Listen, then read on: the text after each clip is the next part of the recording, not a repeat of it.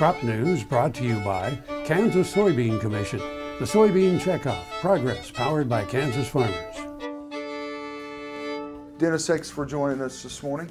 Kansas Soybean Commission, through the Checkoff program, spends a lot of money in research. Is this one of those years, or these past 2 years, where the money's really starting to pay off for growers this year from the research that's being done? Well, I think it is, Brian, because it's very important that we continue to figure out how to increase the yields of soybeans. I mean, when you look at what corn has been able to do and their average growth in yields per year versus soybeans, soybeans has to continue to stress increasing those yields because we have to feed a world population now, they're now saying by 2050 that's going to double. Well, the only way we're going to do that is on the existing area that we're now farming. We can't go out and bring in a whole bunch of new land in this country especially, but even around the world. There would be environmental consequences that probably would not suit well.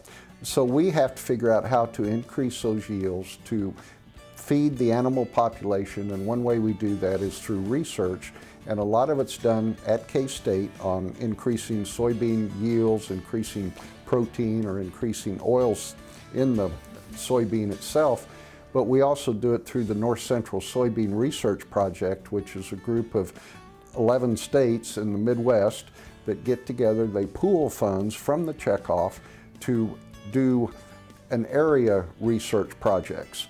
Again, maybe working on yield, but also on diseases that affect soybeans. So we are attacking it two different ways, one within the state and then one in a localized 11-state effort to increase yields.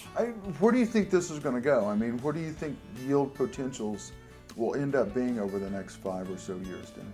Well, I think we found from Kip Collier out of Missouri that the potential is there already for dramatic increase in yields.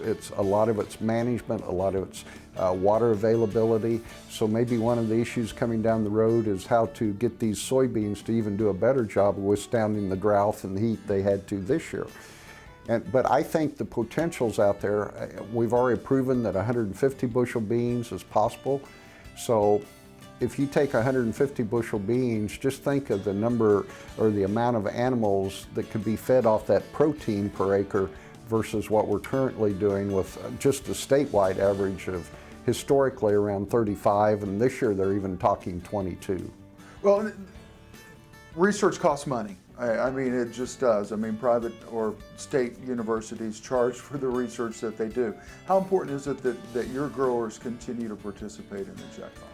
Well, it's extremely important. When you consider that 6 out of 10 rows of soybeans are now exported out of this country, we have to continue to find ways to increase that soybean yield, increase the value of that soybean, because we have to feed the world. Dennis, thank you for your time. Oh, thank you, Brian.